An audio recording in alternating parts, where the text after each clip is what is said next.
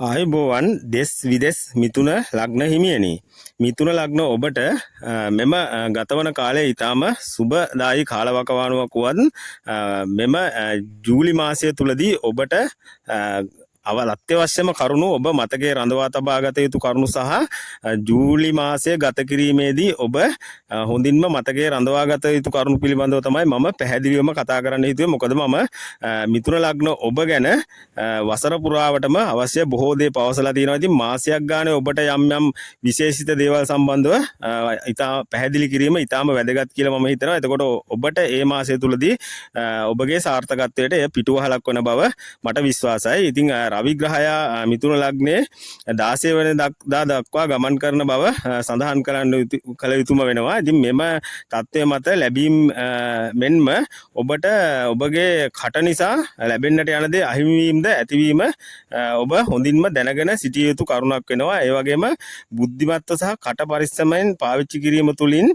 ඔබට ලැබෙන ලැබීම් තීව්‍ර කර ගැනීමට සහ රඳවා තබා ගැනීමට හැකි බව පැහැදිලිවම සඳහන් කළ යුතු වෙනවා. ඒ වගේම මේ දේවල් සම්බන්ධව ඔබ කලින් දැන සිටීම ඔබට මම මාසය ලබන්නත් කලින් මේ දේවල් පැහැදිලිව කියන්නේ ඔබට මුහුණ දීමට පිටුවහලක් වන නිසා බව ඔබ හොඳින් මතකයේ රඳවා තබා ගන්න. ඔබට අති ප්‍රබල ලෙස ලැබීම් සහ ධනය ඉතා හොඳ මට්ටමක පවතින මාසයක් සහ කාලවකවානුවක් වෙනවා. ඉදිරි කාලයත් කට පමණක් ඔබ ප්‍රවේශම් කර ගැනීම තදින්ම වග බලා ගත යුතුම වෙනවා. අධික කේන්තිය ඇතිවීමද මෙම මාසය තුලදී යම් යම් අවස්ථාවලදී ඔබට ඇතිවීමට හැකි දුර්වලතාවයක් විදිහට හඳුන්වන්න පුළුවන්. එම නිසා මුදල් නාස්ති වීමටද ඉඩ ඇති බව හොඳින් මිතුන ලග්න ඔබ මතකයේ රඳවා තබා ගන්න. කේන්තිය නිසා ඇතිවන මුදල් නාස්තිය වළකා ගැනීමට ඔබ ඊටාම පැහැදිලිව කටයුතු කරන්න. මොකද ඔබට යම් යම් කෝපකාරී අවස්ථාවලදී ඔබේ ක්‍රියාත්මක වීම මත සමහර වෙලාවට අවසාන මොහොතේදී ඔබට මුදල් නාස්ති කරන්න වෙනවා. ඒ දේවල් නැවත යථා තත්ත්වයට පත් කිරීමට. ඒ නිසා ඔබ ඒ සම්බන්ධ විදා බුද්ධිමත්ව සහ කල්පනාවෙන් වැඩ කිරීම ඉතාම වැදගත් වෙනවා. මොකද මේ 20 වසරේම ඔබට ලැබෙන්න තිබෙන ලැබීම් සම්බන්ධව මම කතා කරලා තියෙනවා. ඒ නිසා ඔබට ඒ ලැබීම් සහ ඔබගේ ධනය රැක ගැනීමට අවශ්‍ය දේ තමයි මෙම මාසය තුලදී මම ඔබ ප්‍රවේශම් විය යුතු ආකාරය සහ වැඩ කළ යුතු ආකාරය පිළිබඳව ඔබගේ දුර්වලතාවයන් හඳුන්වා දීම තමයි ඔබට ඊටම වැදගත් වෙන්නේ කියලා මම විශ්වාස කරනවා. ඒ වගේම ලැබීම් පිළිබඳව වසර පුරාම හොඳ තත්ත්වයක් පැවතීම නිසා එය රැක ගැනීමට සහ එය ආරක්ෂා කර ගැනීමට ඔබ බුද්ධිමත්ව වැඩ කිරීම සහ තැන්පත් ධනය වැඩි කර ගැනීමට ඔබට සහාය වීම තමයි මගේ වගකීම වෙන්නේ. මාසික බලාපොල තුළින් වරදින තැන් සහ උපදෙස් ලබා දීම සහ සාර්ථක කර ගැනීමට මාර්ගය කියා දීම තමයි මගේ වගකීම වෙන්නේ කියලා මම හිතනවා. ඒ වගේම මෙම ජූලි මාසය තුලදී ඔබ වංචාකරුවන්ට මුණ ගැසීම සිදුවන මාසයක් විදිහට හඳුන්වන්න පුළුවන්. ග්‍රහ පීඩින් එක්ක ඔබට වංචාකරුවන් මිතුරන් විදිහට හමු වීමටද පුළුවන්. ඉතින් ඔබට එය හමු වෙන ලැබෙන අලුතින් හම්බෙන අය ගැන ඔබ හොඳ අවධානයෙන් සිටීම ඔබට හොඳ බුද්ධියක් තියෙනවා. ඒ බුද්ධිය පාවිච්චි කරන්න වෙනවා. හැමෝම ආශ්‍රය කරන්න ඕනට වැඩිය කරේ දාගන්න එපා. ඒ වගේම පම්පෝරි කරුවන් අලුතින් හමු වෙන කාලයක් වෙනවා. ඔයාට මිතුන ලග්න ඔබට තියෙන දෙයට වැඩිය ලොකු දේවල් පෙන්නගෙන එන කට්ටිය හම්බෙයි. ඒ වුණාට සමහර වෙලාවට ඇතුළ හිස් බව ඔබට දැනේවි. එම නිසා ඔබ ඊටාම කල්පනාවෙන් යුතුව කල්පනාකාරී මනසකින් යුතුව කටයුතු කිරීම ඊටාම වැදගත් වෙනවා. ඒ වගේම අනුන්ගේ ප්‍රශ්න සහ ඉදිරිපත් වීමද වැළකී සිටින්න කියලා මම ඔබට මීට කලින් අවස්ථාවලදීත් කියලා තියෙනවා. මේ මාසෙත් එසේමයි ඔබට අනුන්ගේ ප්‍රශ්න අරගෙන එයි. ඔබ ඒ වගේම පොඩ්ඩක් ඈත් වෙලා ඉන්න. පොඩ්ඩක් නෙමෙයි සම්පූර්ණයෙන්ම ඈත් වෙලා හිටියත් ගැටලුවක් නැහැ. ඒ කට්ටිය වෙන කාට හරි කියලා ඒ ප්‍රශ්න විසඳ ගන්න බවද හොඳින් ඔබ මතකයේ තබා ගන්න. ඔබම විසඳුවා කියලා ඔබට ඇති සෙතක් නැති බව හොඳින් මතකයේ රඳවා තබාගෙන සිටින්න මම මේ මීට කලින් අවස්ථාවලදීත් කියනවා. මම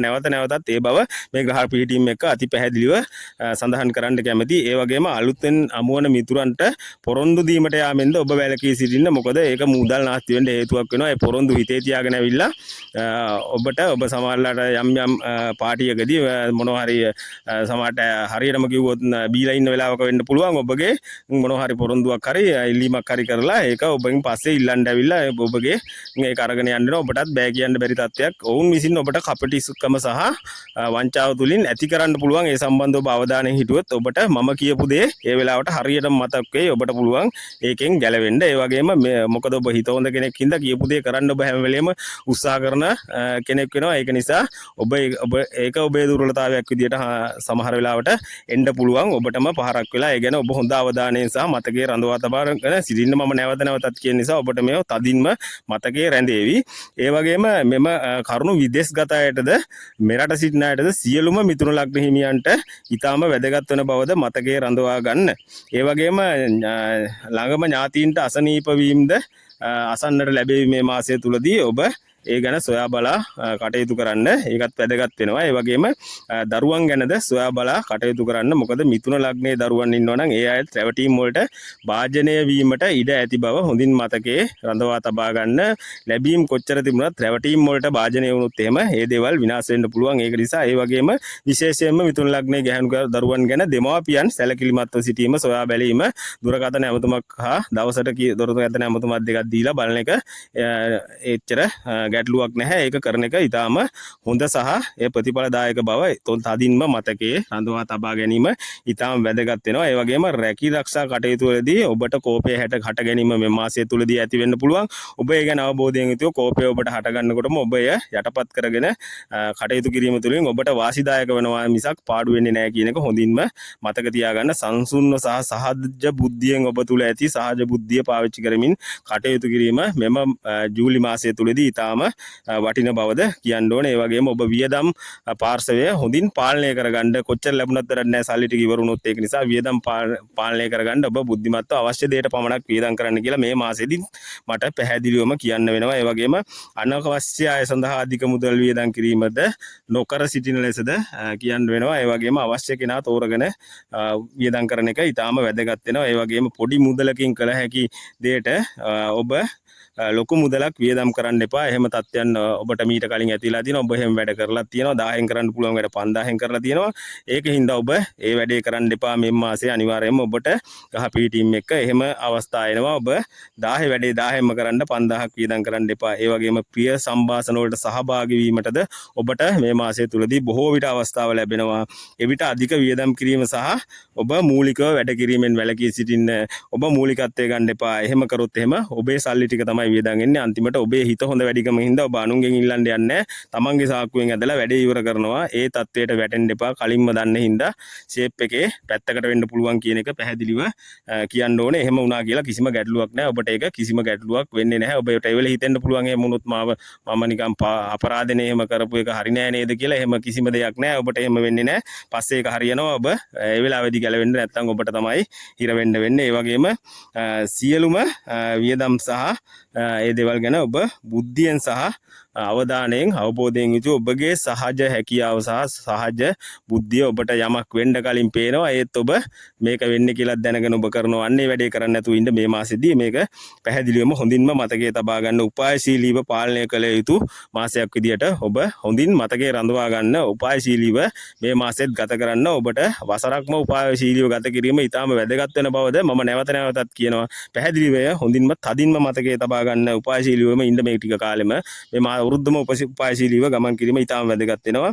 ඒ සඳහා ඔබට හොඳ උපායශීලී හැකියාවක්ද ඇති අයෙක් බව ඔබේ උපතින්ම හඳුන්වන්න පුළුවන්. ඒ වගේම ආදර සම්බන්ධතාවවලදී කරන්නට හැකි දෙයට වැඩි යමක් ගැන කතා කිරීමෙන් වැළකී සිටින්න. එතනදිත් කට පොඩ්ඩක් පරිස්සම් කරගන්න. කරන්න පුළුවන් දේ විතරක් කියන්න.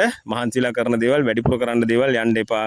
ගැටලු ඇතිවීම වළක්වා ගත හැකි හේතුවක් තමයි ඒක. ඔබ එහෙම කරන්න යන්න එපා.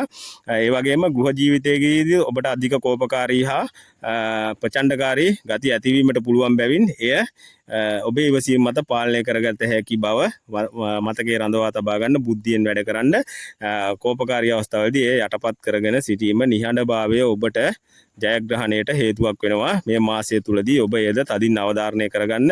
වැඩිපුර ආගමික කටයුතු වලට සම්බන්ධ වීමෙන් ඔබට සිත සංසුන් කරගත හැකි බවද ඊටාම පැහැදිලිව කියන්න පුළුවන්. ඔබට විදේශ අධ්‍යාපනය සඳහා පිටත් වීමටද ඊටාම හොඳ කාලවකවානුවක් වෙනවා. ඒ සඳහා සූදානම් වන අයට ඒ බලාපොරොත්තු ඉටු කර ගැනීමට හොඳ මාසයක් වෙනවා ජූලි මාසය. ඒ වගේම මිතුන ඔබගේ සෞඛ්‍ය තත්ත්වය හොඳ තත්ත්වයක පවතින මාසයක්ද වෙනවා. තද බල අසනීප තත්ත්වයන් ඔබට මෙම මාසය තුලදී ඇති වෙන්නේ නැහැ.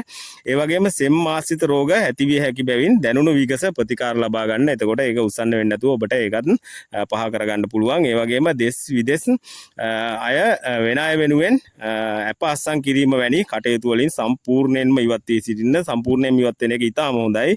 විදේශගත අයටද මෙරට සිටින අයටද ඒ විශේෂම කාරණාවක් වෙනවා. ඒ වගේම මෙම කරුණු හොඳින් මතකයේ රඳවා තබාගෙන ජූලි මාසය පුරාවට කටයුතු කරන්න. මම මීට කලින් වසර පුරාම මතක තබා ගත යුතු දේවලුත් කියලා තියෙනවා. ඒ සියල්ල මතකයේ රඳවා තබාගෙන කටයුතු කිරීමෙන් ඔබට ඒ අවස්ථාවේදී එය සිහියට එවිට ඔබට සාර්ථක විය හැකිය. අධික කේන්තිය අනිවාර්යයෙන්ම මෙම මාසය තුලදී පාලනය කරගෙන සිටින්න. කුඩා වත් පිළිවෙත් හැකි හැම විටම ඔබට කරන්න තියෙන මොනවා හරි ඔබගේ ජන්ම පත්‍රය පරීක්ෂා කරලා කරන්න තියෙන වත් පිළිවෙත් කරන්න. මිතුන ලග්න ඔබට ජයෙන් ජයම වේවායි හදවතින්ම ප්‍රාර්ථනා කරනවා.